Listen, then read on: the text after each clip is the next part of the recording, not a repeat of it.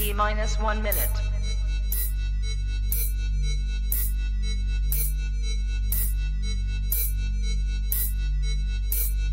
T minus 50 seconds.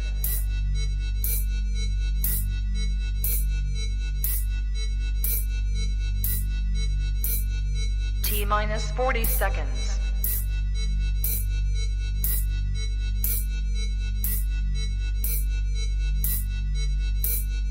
T minus 30 seconds.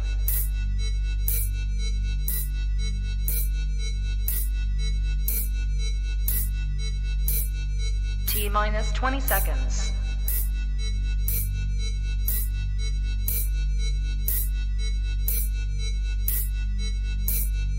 Ten, 9, 8, 7, 6, 5, 4, 3, 2, 1, 0.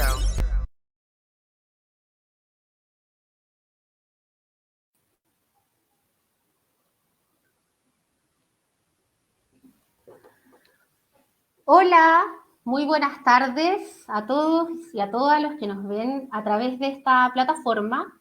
Damos inicio nuevamente a una transmisión en vivo para hablar sobre la hernia diafragmática congénita. Para eso hemos invitado a la doctora Claudia Garrido, neonatóloga del Hospital Clínico de la Universidad Católica de Chile, que tuve la oportunidad y el privilegio de conocer en su momento cuando mi hija Julieta estuvo hospitalizada. Damos la bienvenida a la doctora Claudia Garrido. Hola Claudia, ¿cómo estás? Hola, bien, ¿y tú, Dani? Muy bien, gracias. Bueno, y Muy gracias también contenta. a ustedes por la invitación y por darnos la oportunidad también de estar en este tipo de plataformas que nos ayudan un poco a explicarle a los papás las dudas que tengan, etcétera, y que nos conozcan desde más el principio. Así es, doctora Claudia. Bueno, muy agradecida de poder tener la oportunidad de contarles a los papás y a las mamás que nos están viendo a través de este en vivo qué es la hernia diafragmática congénita, ya que es una enfermedad que sigue siendo muy desconocida para muchas personas.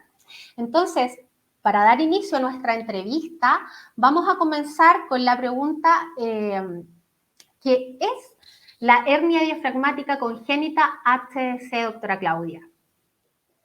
Bueno, la hernia diafragmática congénita es un defecto que se produce durante el desarrollo del feto y que se produce precozmente, más o menos a las 5 semanas de gestación, por un problema en el cierre de unos pliegues que se llaman los pleuroperitoneales, que van a formar posteriormente al diafragma, ¿ya? Entonces, en este punto tan precoz de la gestación se va a empezar a producir el problema de la hernia diafragmática, ¿ya? En general es una patología considerada rara, ocurre en 1 a 2.000, 2.500 recién nacidos vivos y cerca del 85% de las hernias diafragmáticas van a tener un diagnóstico prenatal, bueno, según el lugar, ¿ya? Entonces eso vendría a ser la hernia. Y lo importante es que al haber este defecto en el diafragma, las vísceras que están en el abdomen, eh, que son el hígado, el intestino delgado, el intestino grueso, el vaso, el riñón, pueden ascender por este defecto hacia la cavidad torácica y darnos problemas con el desarrollo de los pulmones. Eso vendría a ser la hernia. Perfecto. Doctora Claudia, bueno, tenemos entendido que la hernia diafragmática es una enfermedad genética que no tiene una causa, digamos. Entonces, me gustaría saber por qué se produce la HDC, hernia diafragmática congénita. ¿Hay algo que lo genera o simplemente esto es al azar? ¿Qué nos podría contar un poquito de eso? Sí, la etiología de la hernia diafragmática congénita en general es desconocida, es bastante como al azar, por decirlo así. Y como muchas otras enfermedades, es una enfermedad en la que pueden actuar muchos factores que pueden predisponer a que se produzca esta patología. Hay algunas hipótesis que tienen evidencia con la exposición a retinoides, eh, y, pero eso es como lo máximo que se ha visto. Lo que sí es que se sabe que se asocia a síndromes genéticos particulares, como el síndrome de Fryns, el síndrome de Fraser, el Pierre-Robin, la pentalogía de Cantrell y algunas trisomías también, como la trisomía 13, la 18, que son los síndromes de Down, y la trisomía 21, ¿ya? Lo que siempre les preocupa a los papás es cuál es el riesgo de recurrencia en el otro hijo de esta patología. Y el riesgo de recurrencia, si es que el recién nacido que tiene la hernia es una hernia aislada, o sea, no tiene ninguna otra patología asociada, el riesgo de recurrencia es de un 2%. En cambio, si el recién nacido con hernia tiene algunas otras malformaciones o está en el contexto de algún tipo de síndrome, eh, la posibilidad de recurrencia asciende ya a un 25%. Por eso es súper importante siempre el consejo genético a los padres de niños que tengan hernia diafragmática congénita. Perfecto. Doctora, ¿y qué tipo de hernia es la más frecuente? Bueno, dentro de las hernias diafragmáticas podemos encontrar dos tipos principales, unas que son las posterolaterales, o sea que están hacia atrás y lateralmente en el diafragma, y las que son anteriores, ¿ya? Las más frecuentes por lejos son las posterolaterales, y de estas el 85% de las hernias van a ser hernias izquierdas. El 12% más o menos van a ser las hernias derechas, y también existen las hernias que son bilaterales, que es un porcentaje mínimo, un 2% más o menos. Perfecto. Doctora, ¿cuál es el pronóstico de un bebé que nace con hernia diafragmática congénita HDC a rasgos generales? Bueno, el pronóstico va a estar determinado por varios factores, pero los principales factores va a ser el grado de hipoplasia pulmonar que tengan, o sea, de qué tan pequeños sean sus pulmones, el grado de hipertensión pulmonar que tengan, que eso es un término que van a escuchar muy frecuentemente durante la hospitalización de su hijo con hernia diafragmática, y el grado y si tiene asociación o no con otras patologías. O sea, si es una hernia aislada, si es del lado izquierdo y con hígado abajo, tienen mucho mejor pronóstico que una hernia que tiene más defectos asociados, que sea del lado derecho, que son peores, y que tengan el hígado arriba. o sea, el hígado en el tórax. ¿Ya? Es por esto también que es súper importante el control antenatal, ¿ya? La hernia diafragmática congénita es una patología que nosotros en nuestro medio tenemos alta posibilidad de diagnosticar de forma antenatal y de dar indicios o eh, ya desde antes de que nazca algún tipo de pronóstico, ¿ya? Por ejemplo, si se diagnostica muy precozmente en el embarazo, es distinto el pronóstico a que si se diagnostica más tardíamente, ya cerca del término de la gestación. ¿Ya? Entonces, en general va a ser bien, bien, hay hartos factores que van a estar influyendo en el pronóstico. Y otra cosa importante es, en cuanto a lo antenatal, es que una vez que un embarazo se diagnostica una hernia diafragmática congénita, lo ideal y lo que es recomendado es que este recién nacido nazca en un centro que tenga experiencia en este tipo de pacientes, porque no son muy frecuentes y son patologías complejas. Claro.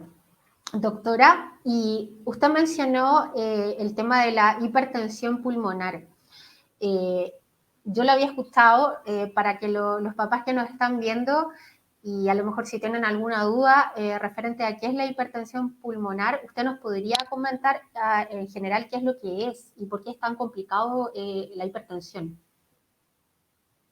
En palabras simples, la hipertensión pulmonar en general es bien compleja de explicar, incluso a nosotros, desde que nos estamos formando, es un tema que, que uno tiene que ir digiriendo con el tiempo. Pero a grandes rasgos, nosotros tenemos dos territorios por donde circula la sangre, ¿cierto? Tenemos y circulan en paralelo. El, o sea, que es un ciclo continuo. La sangre que va del corazón hacia el pulmón y después la sangre que retorna desde el pulmón hacia el corazón para luego irse hacia el cuerpo, ¿ya? Y esta sangre se oxigena en el pulmón. En el caso de que haya hipertensión pulmonar, implica que a la sangre que tiene que irse hacia el pulmón va a tener una resistencia al flujo hacia el pulmón, ¿ya?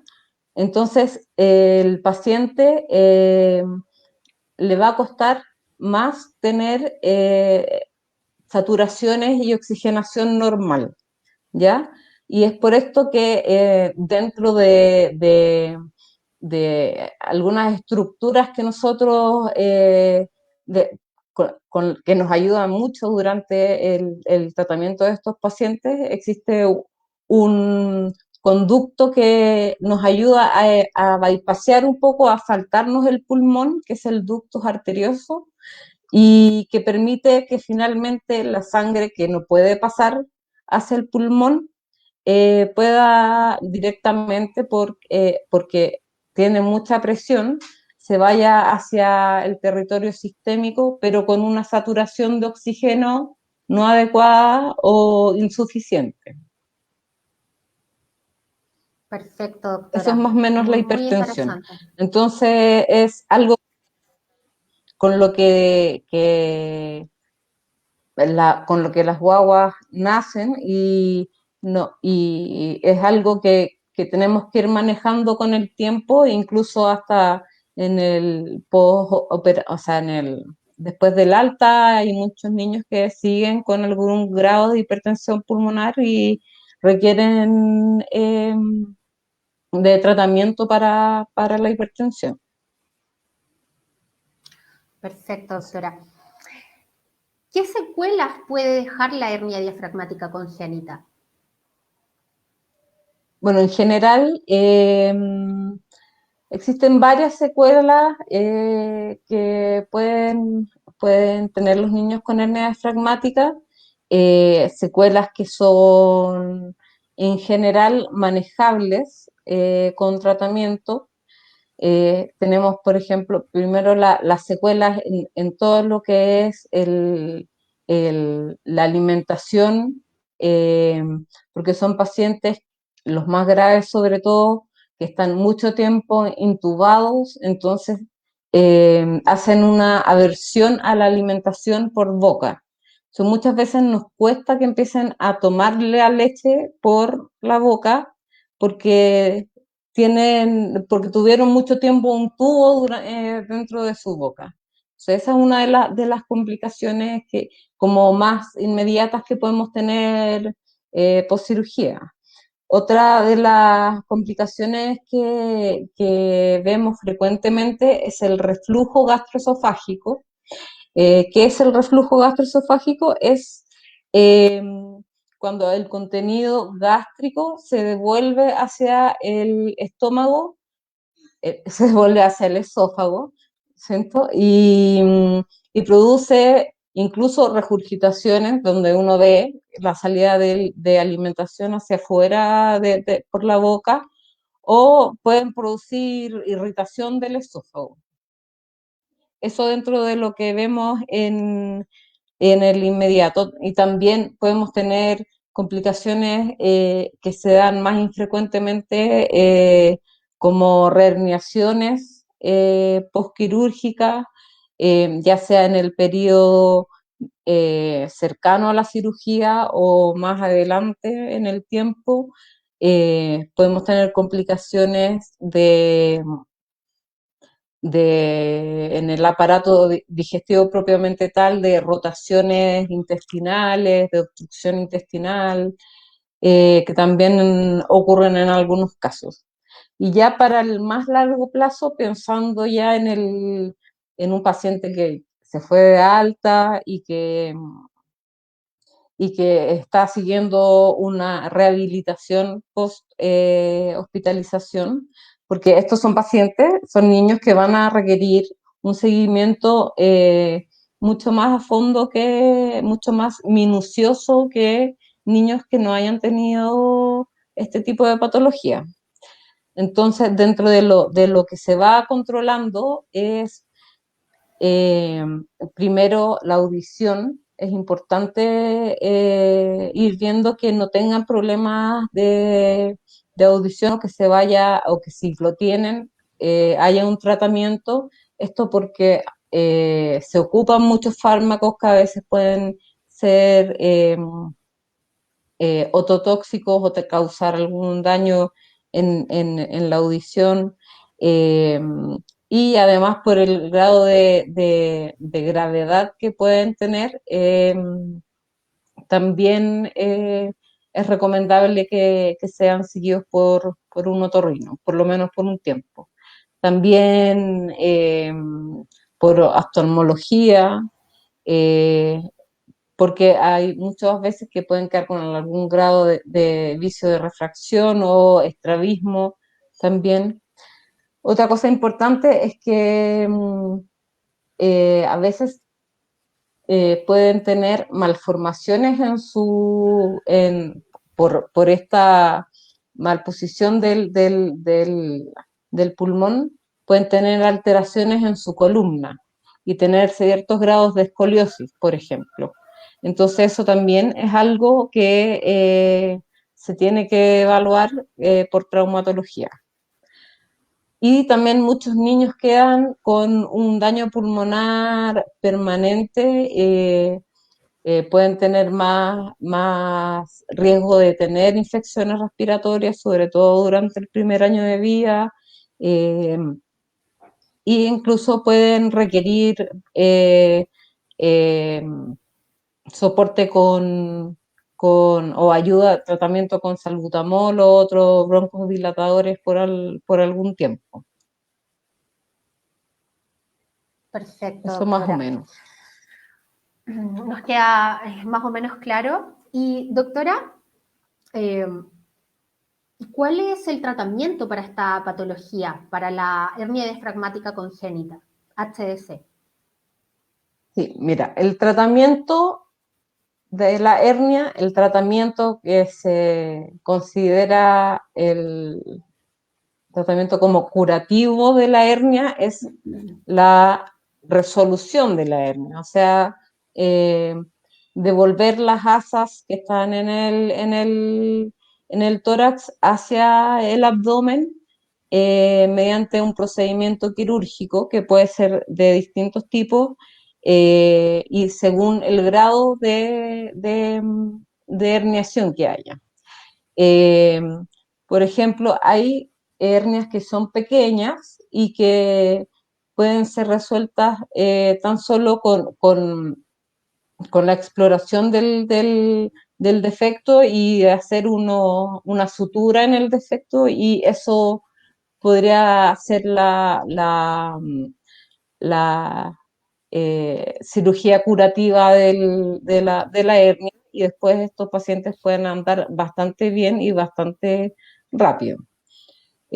Cuando estos son para las hernias pequeñas. Si nos vamos al otro lado, a las hernias que son más grandes, en donde ya casi no existe diafragma o hay muy poco tejido diafragmático, ahí lo que se hace es una cirugía abierta que incluye la postura de una malla que va a reemplazar en este caso la función del diafragma, ¿ya?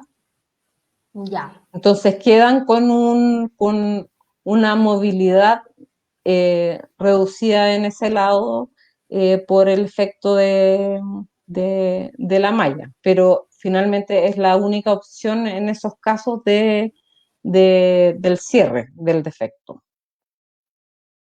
perfecto, Y entre doctora. estos dos casos que yo te digo que puede ser una cirugía sencilla hasta una cirugía más compleja, hay toda una gama de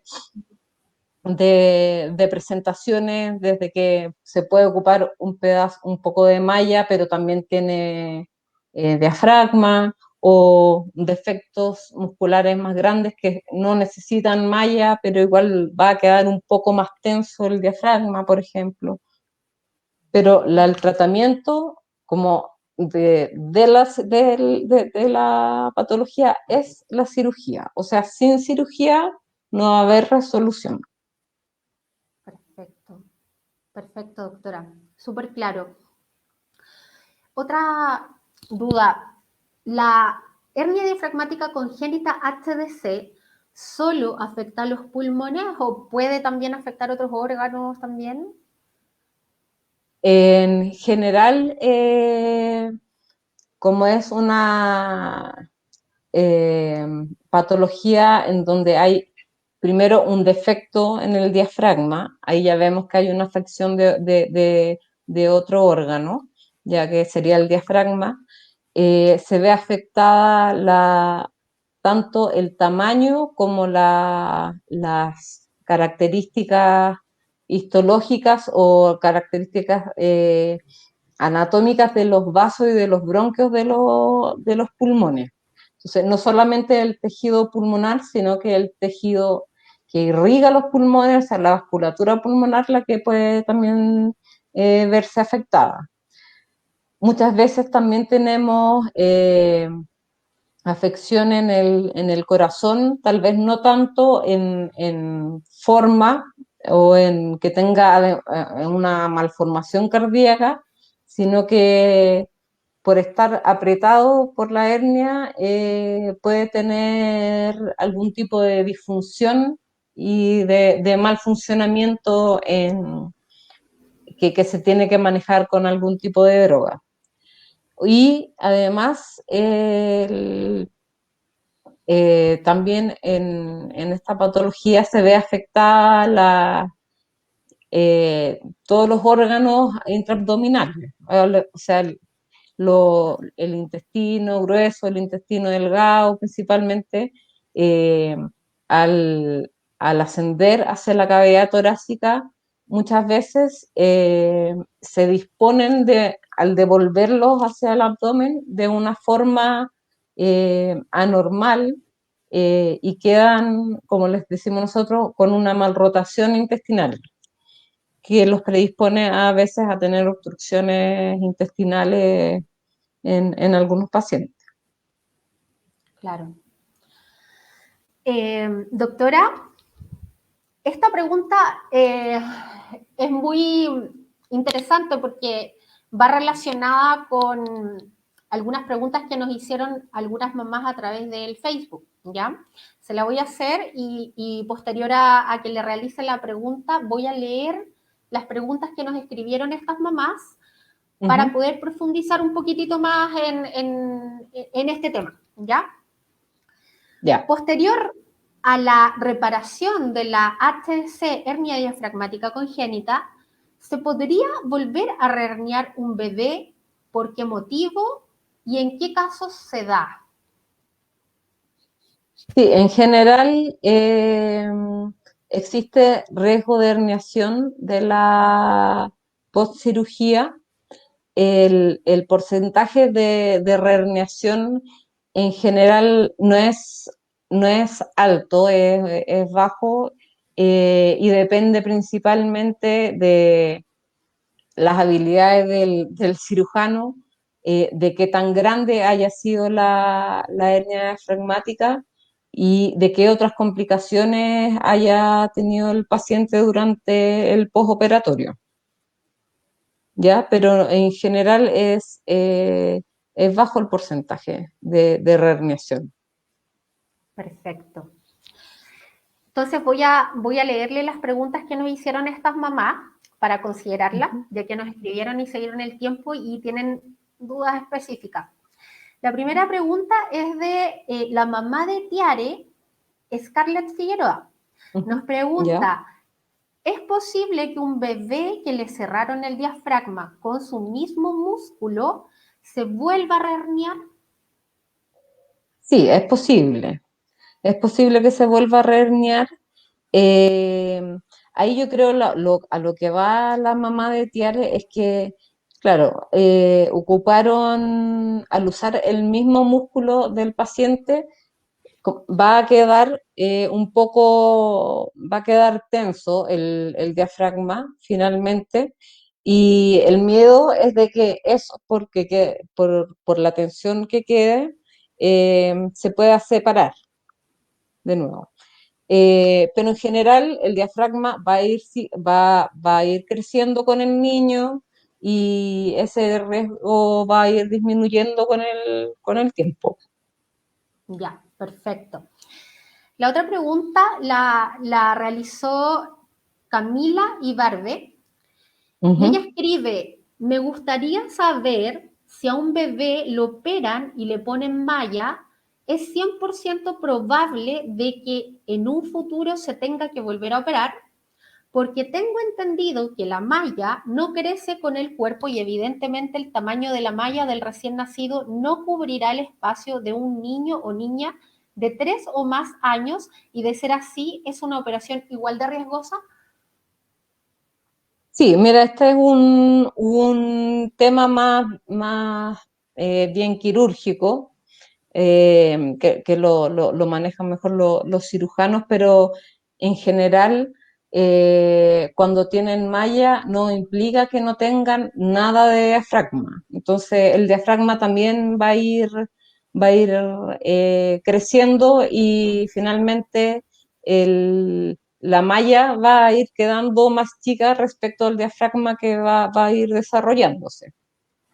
Entonces Claro. no necesariamente va a ser necesario ir cambiándole la malla cada cierto tiempo, porque además eh, la cirugía en sí es bastante invasiva, y, y, y se manipulan mucho las asas intestinales, entonces no es fácil meterse nuevamente a una cirugía en un abdomen o en un tórax de un paciente que ha tenido una hernia diafragmática.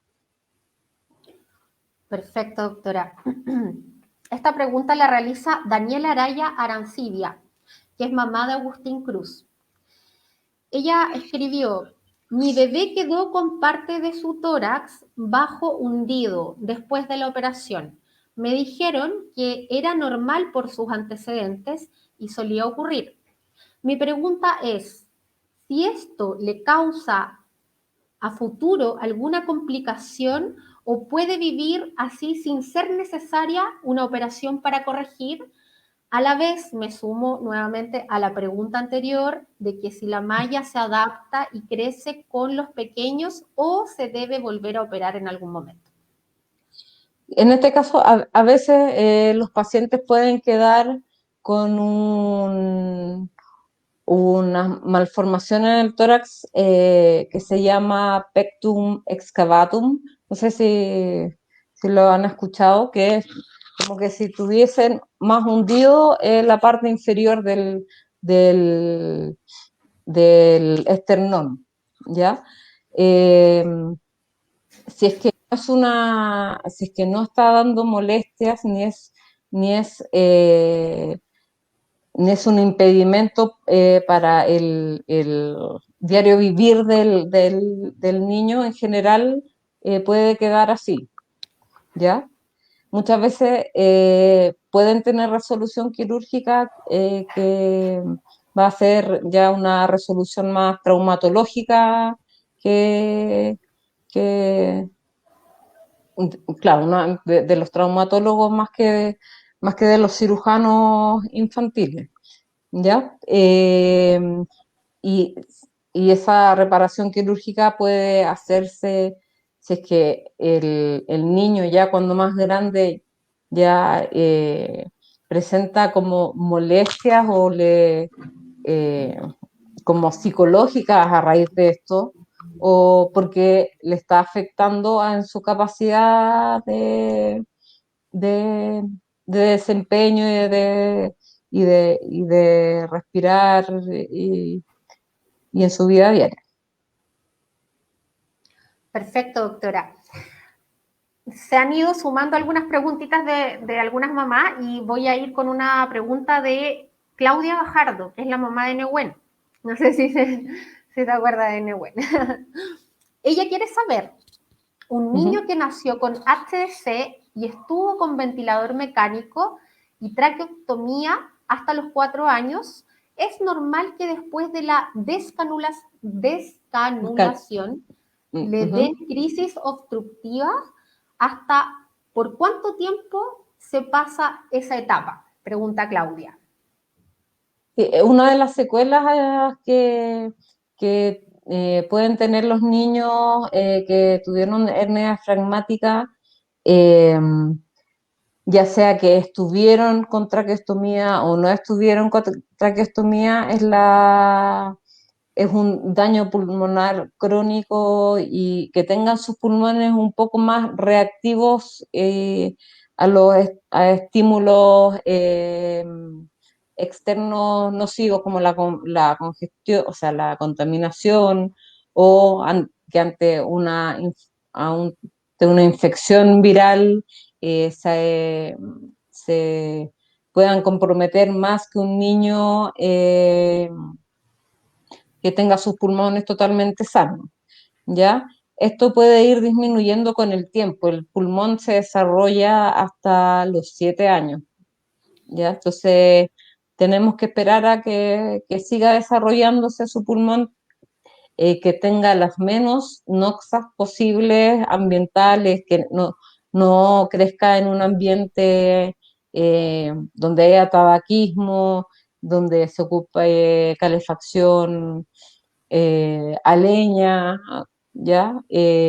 Ojalá calefacción eléctrica, ojalá que no hayan muchos peluches en su pieza, que también liberan ácaros que pueden dar obstrucción bronquial, y con todas estas medidas debería ser menos la sintomatología obstructiva. Pero él debería estar en control con un broncopulmonar, ¿ya? Porque a veces necesitan tratamiento con corticoides inhalados, o tratamiento para las crisis de obstrucción que puedan tener. Perfecto. Doctora, se nos sumaron 2 preguntas más de 2 mamás. Una desde México nos escribió, ¿Ya? Guadalupe, y nos escribe, un niño que superó la HDC al tener hijos, ¿pudieran tener HDC también? ¿Y qué probabilidades de volver a tener un hijo con HDC? Saludos desde Mérida, dice mamá de Iris, que superó su HDC y actualmente tiene 1 año y medio. Gracias, dice. Como comentaba al principio, la recurrencia en un hijo es de un 2%, ¿ya? Y la recurrencia en un hijo, si es que el primero tuvo algún síndrome genético o más malformaciones asociadas, ya asciende a un 25%. El dato de cuánto porcentaje puede tener, cuál es el riesgo de que una mamá que tuvo una hernia diafragmática lo transmita al hijo, no lo tengo en este momento, pero lo vamos a buscar para poder comentárselo. Sí, no hay problema, doctora. Yaudris, desde Argentina, nos pregunta, ¿qué tan grave es la HDC bilateral? Que habíamos La, mencionado que era como súper poco frecuente. sí, la hernia diafragmática congénita bilateral es la probablemente más grave de todas, sobre todo si es bilateral, lo más probable es que tenga nulo o muy poco desarrollo de diafragma, y estos van a ser de los pacientes que van a tener más riesgo de fallecer. Perfecto, doctora. ¿En qué proceso se decide conectar a un paciente con HDC a ECMO y por qué? Bueno, primero entender un poquito qué es el ECMO, que yo sé que muchos lo han escuchado y que, pero que no saben bien qué es. Bueno, el ECMO es una terapia muy invasiva que consiste en dar un bypass parcial eh, a la circulación y al trabajo que hace el pulmón y el corazón en un paciente que tiene posibilidades de recuperarse. ¿Cómo así? Para que se imaginen un poco mejor, en el ECMO se saca sangre del paciente que va hacia un circuito que lo oxigena y saca los desechos y lo bombea directamente al paciente de vuelta por otra cánula, ¿ya? Suena sencillo, pero no es tan sencillo. Es uno de los tratamientos más invasivos que nosotros tenemos, y el objetivo es dejar descansar un poco al pulmón, a este pulmón y a este corazón eh,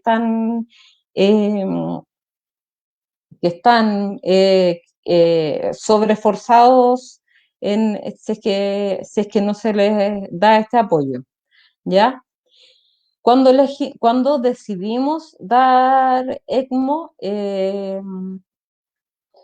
bueno, primero, como decía al principio, tiene que ser un paciente que nos demuestre que va a poder recuperarse, ¿ya? Porque hay casos en que la hernia diafragmática es tan severa y su pulmón tiene tan poca capacidad de hacer el intercambio gaseoso que nunca logra un intercambio gaseoso normal, a pesar de que nosotros le demos la máxima terapia. Esos tipos de pacientes ya nosotros lo empezamos a descartar un poco para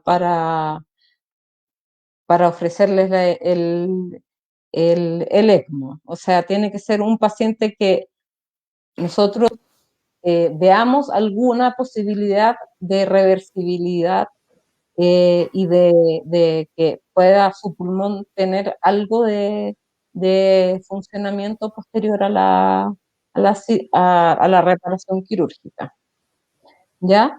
Y Ya. bueno, se consideran otros factores también, como los días de ventilación mecánica que tengan, el peso del paciente, la edad gestacional del paciente. eh, Todos esos son otros factores que nosotros tenemos en consideración también al decidir eh, introducir o no un paciente a ECMO. Y también el grado de apoyo familiar y social que vaya a tener, porque probablemente un niño que esté en ECMO va a ser un niño que va a quedar que está extremadamente grave y que tiene más riesgo de quedar con secuelas que un niño que no requirió ECMO. Entonces, Perfecto, todos doctora. son factores importantes. Genial.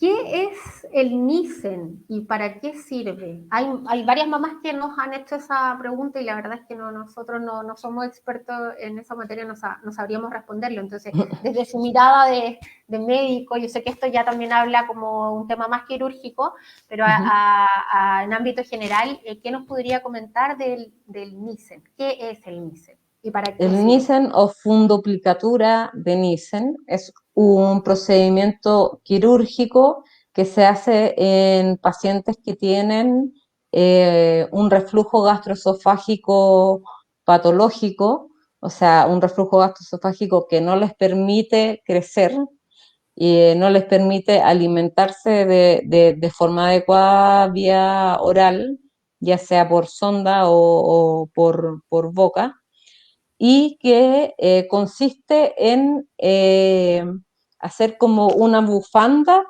una especie de bufanda alrededor de la parte más baja del esófago con parte del estómago.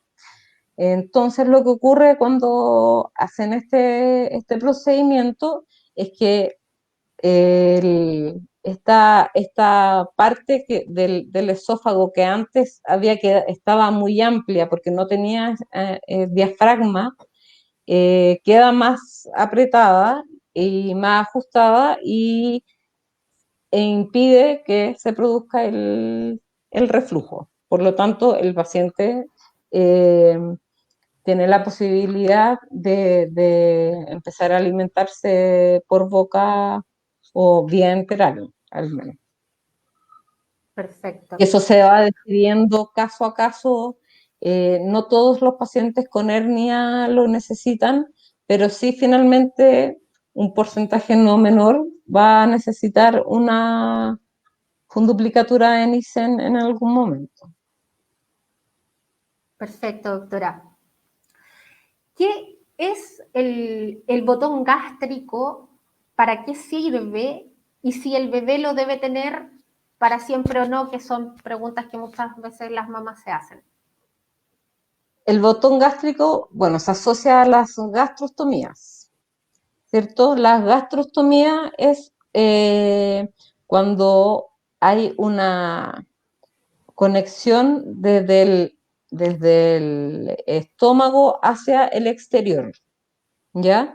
Y que esta conexión se hace lo hacen los cirujanos y dejan este botón gástrico que va a mantener esta ostomía permeable y que se va a utilizar para alimentar al paciente, para darle los medicamentos y se ocupa muchas veces en pacientes que están con algún apoyo respiratorio que tal vez no es tan invasivo, pero que se va a demorar un tiempo en lograr la alimentación por boca, por ejemplo. O en pacientes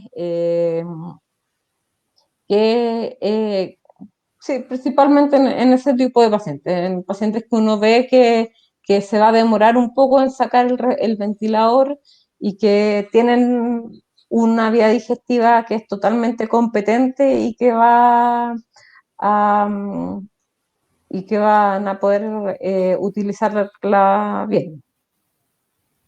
Perfecto, doctora. Un bebé que sobrevive a la hernia diafragmática congénita HDC, ¿puede tomar pecho de su madre? ¿De qué va a depender eso?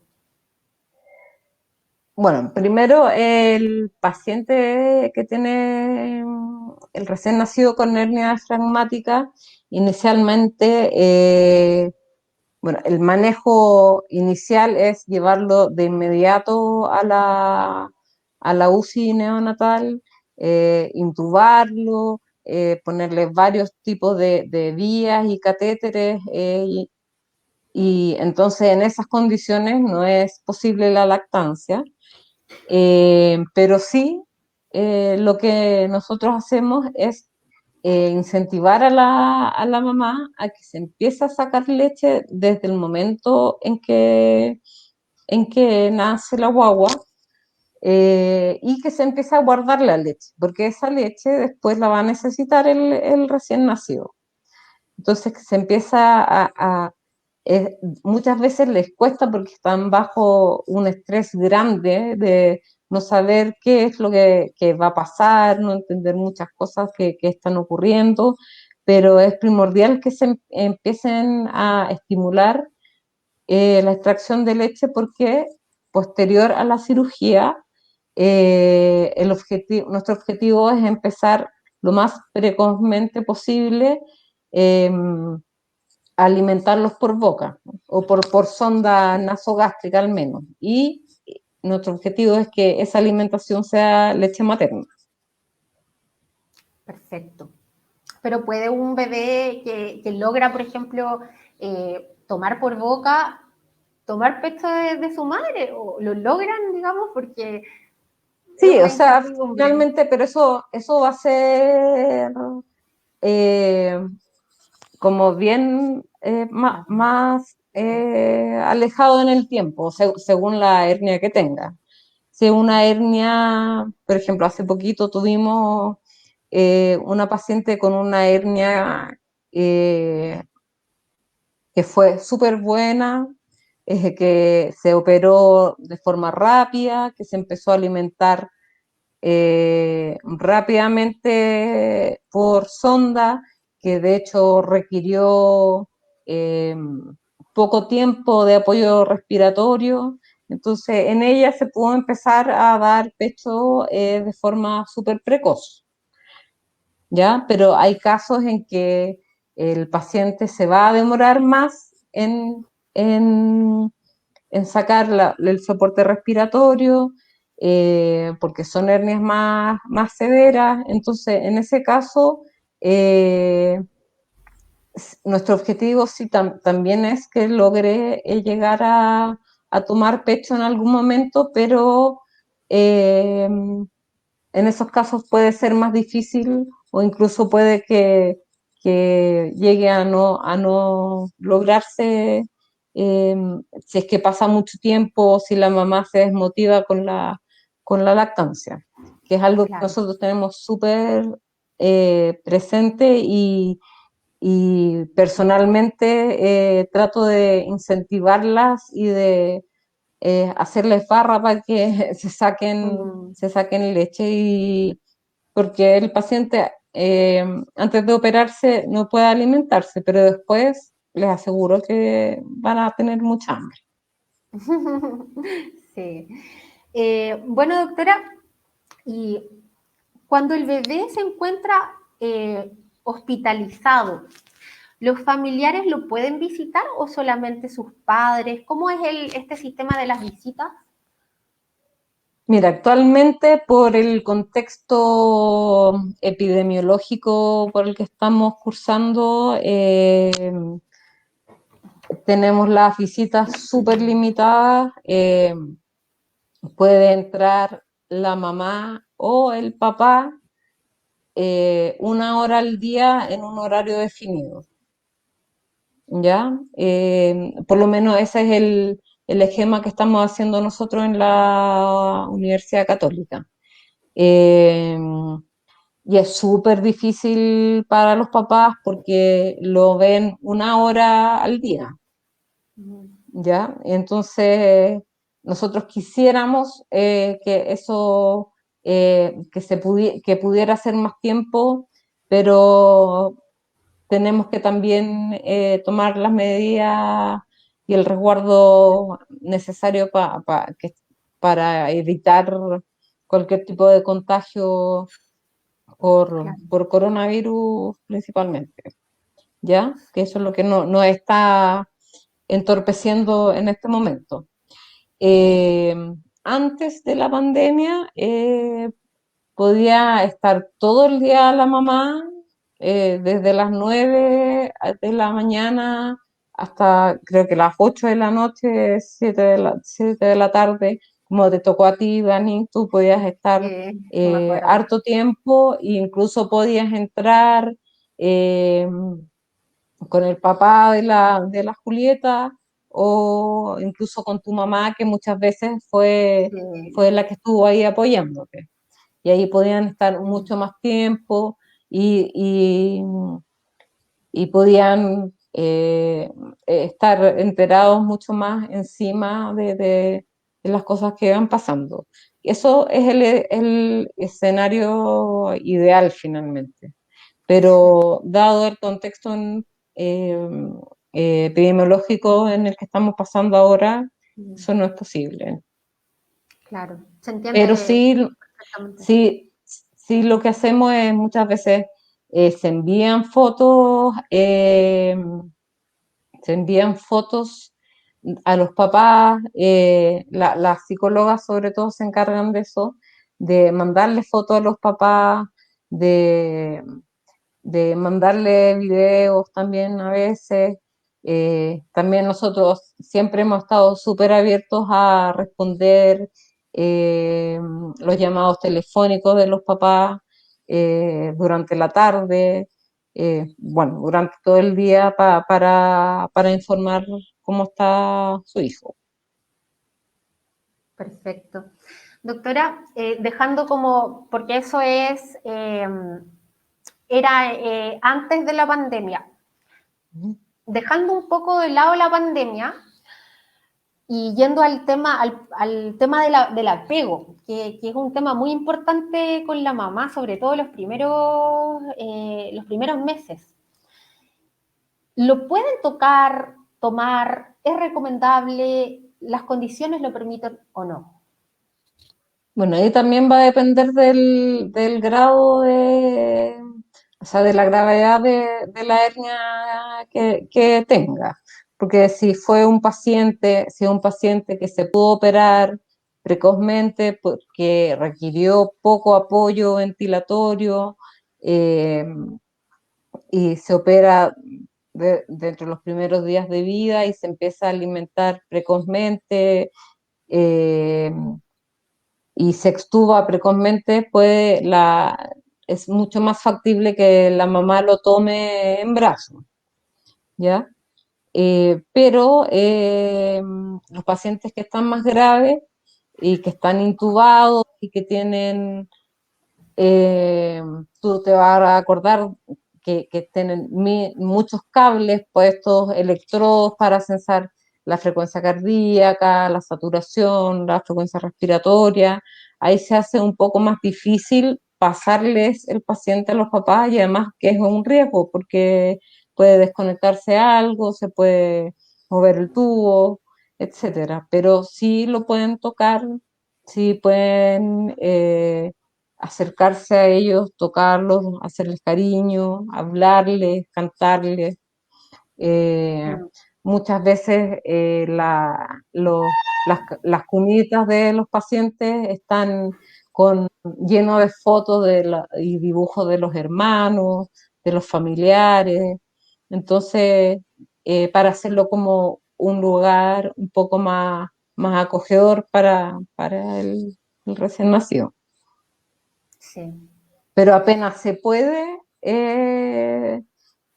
apenas esté más estable el paciente, ya post cirugía, probablemente ya sin tubo, sin catéteres centrales, ahí ya es más factible que la mamá lo pueda tomar en brazos.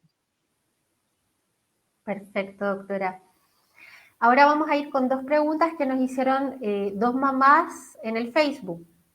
Ujú. Daniela Ramírez, que es mamá de Michael, que se encuentra en el Hospital Ezequiel González Cortés.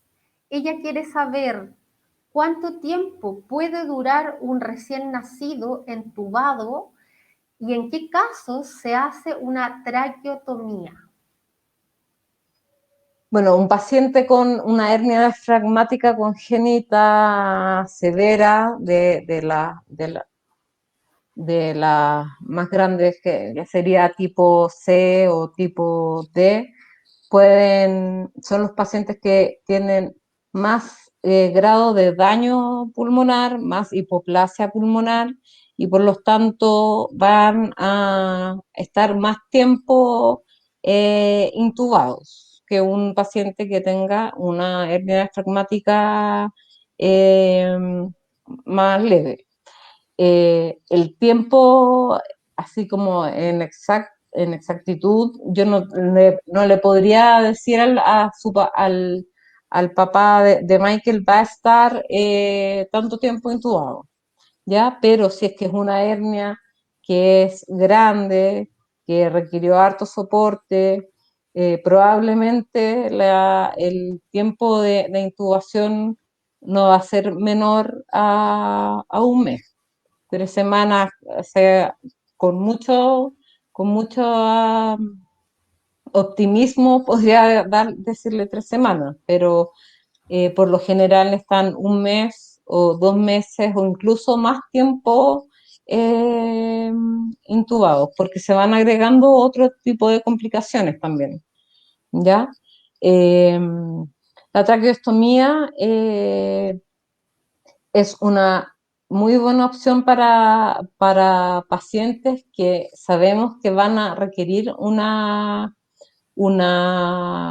apoyo ventilatorio prolongado, eh, y que ya que es un dispositivo que se pone, se inserta, es como insertar, en vez de tener el tubo endotraqueal por la boca, se pone una cánula directamente a la tráquea y conectado a un ventilador mecánico, y permite que el paciente tenga muchas más posibilidades de rehabilitación neurológica, ¿ya? Porque es un dispositivo mucho más seguro que un tubo endotraqueal, en términos de que va a estar, de que se puede hacer una fijación mucho más segura.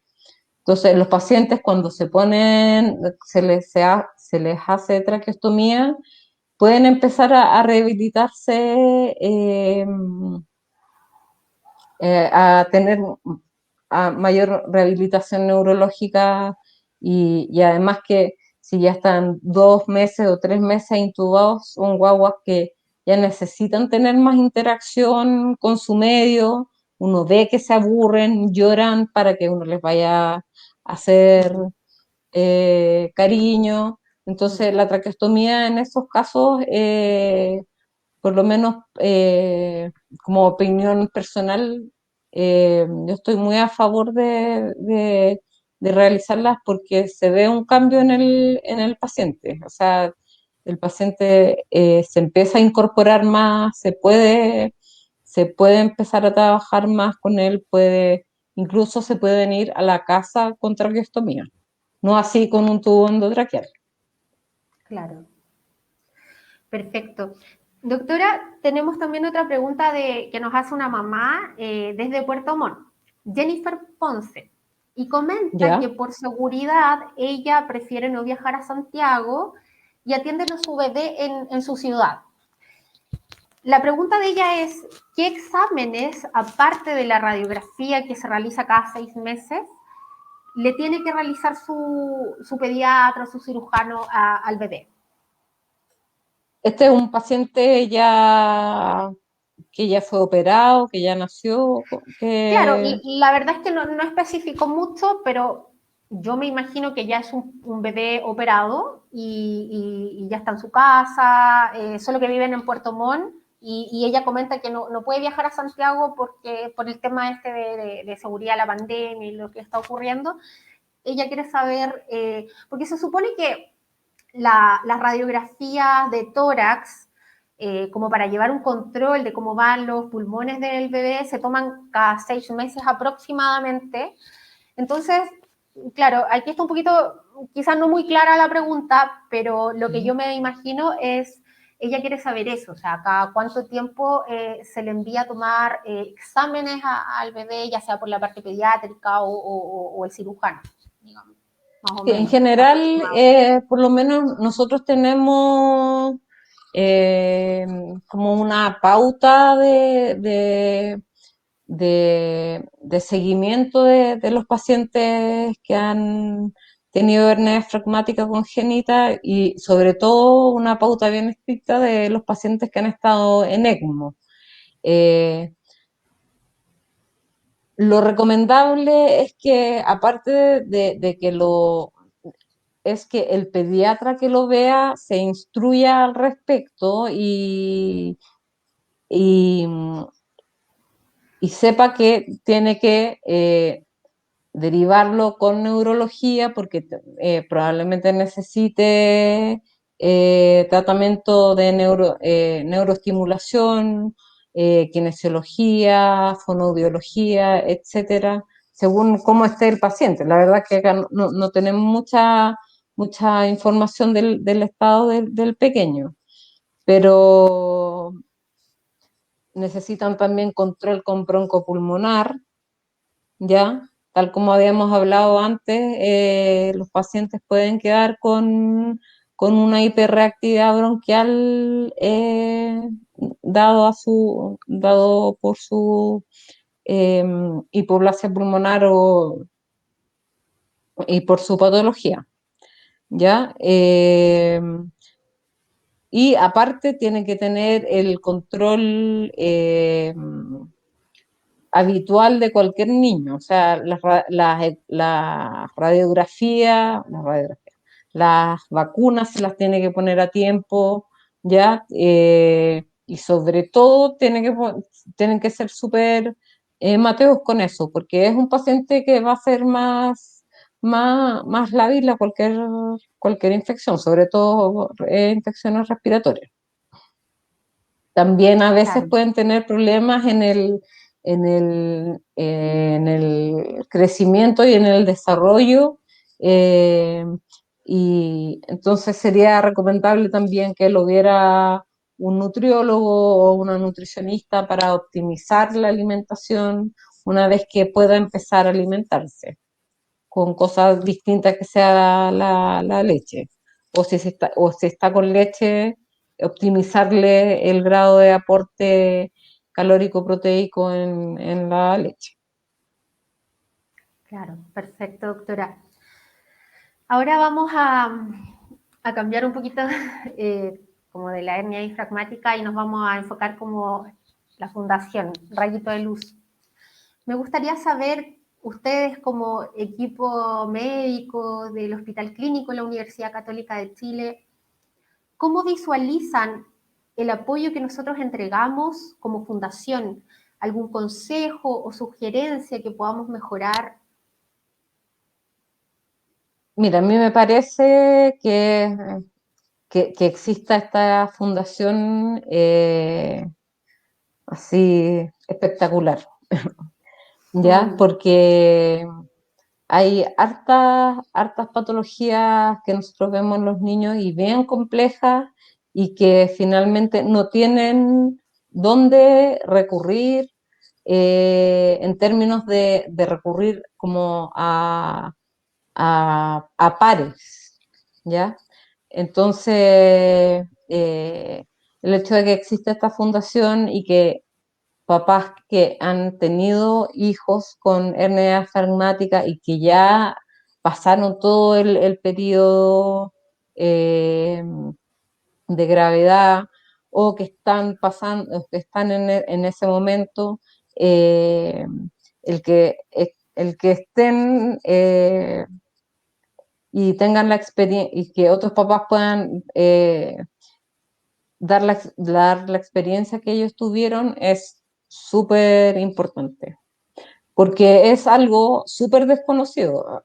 O sea, para nosotros nos reímos ahí mm, no, nos reímos entre comillas en la católica porque gran parte de nuestros pacientes son hernias diafragmáticas y en verdad es una patología súper poco frecuente, mm, pero nosotros estamos muy habituados y, y acostumbrados y tenemos mucha experiencia en el manejo de estos pacientes, pero los papás claramente no tienen esa experiencia y puede que la primera vez en la vida que escuchen de la patología sea cuando el obstetra le, le, le informe que tiene su guagua esa enfermedad.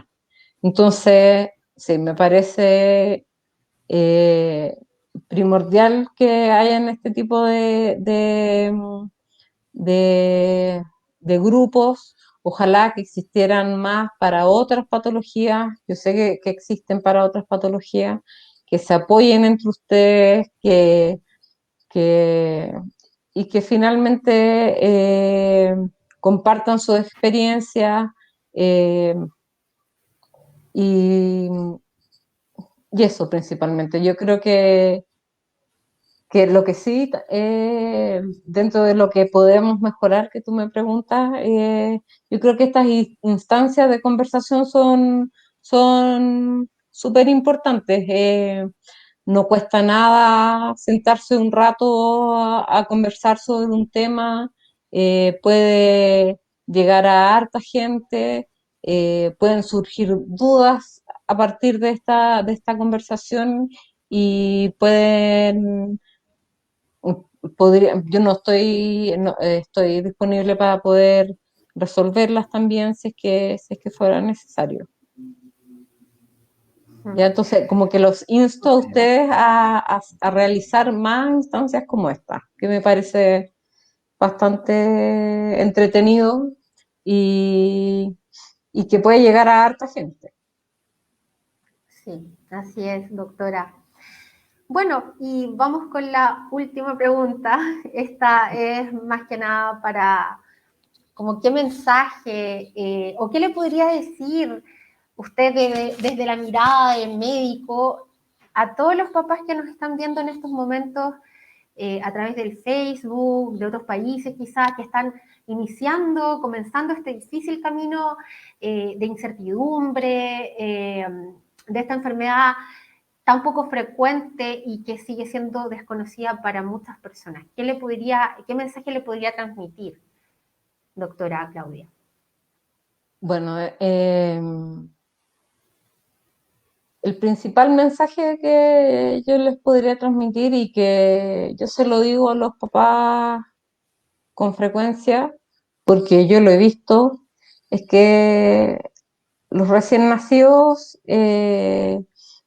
son mágicos y Mm, tienen una capacidad de, de, de curarse y de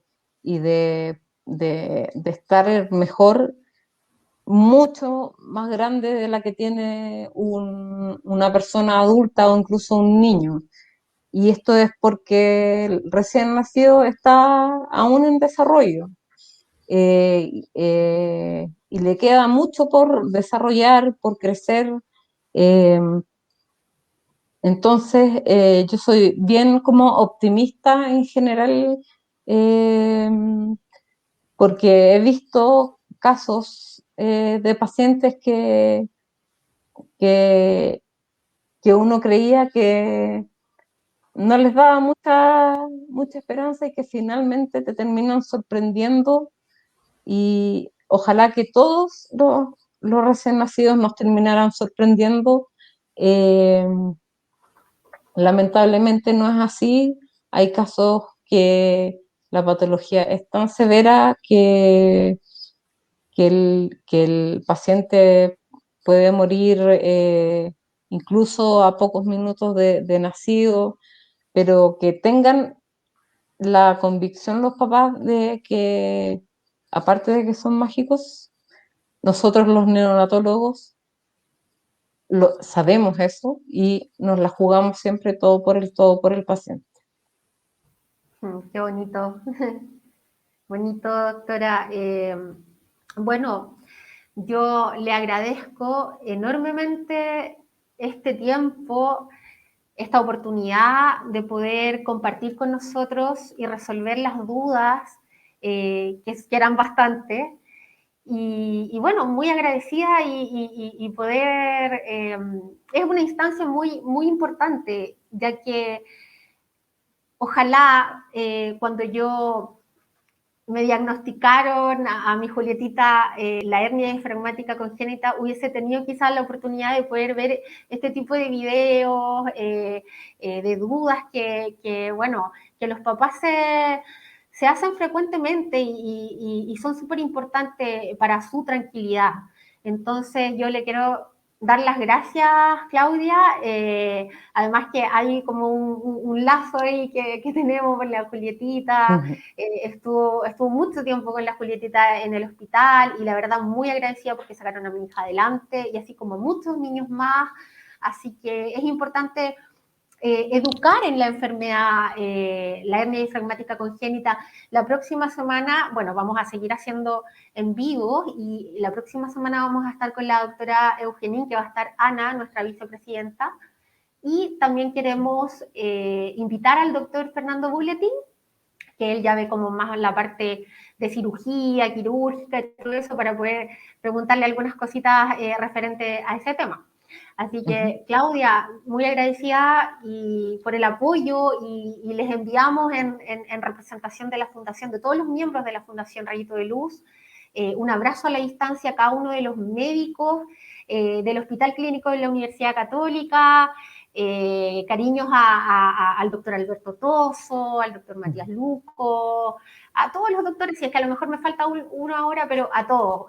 Muchas gracias por siempre ese apoyo constante que nos brindan, que nos permite poder también seguir en esto. Así que muy contenta y muy agradecida, doctora Claudia. Y bueno, con esto ya nos despedimos. Espero que haya sido un momento agradable y de poder, podamos haber resolvido las dudas que muchos papás y mamás tenían con respecto a la hernia diafragmática congénita. Así que nos despedimos y y gracias, nos seguimos viendo. y gracias a ustedes también por la invitación.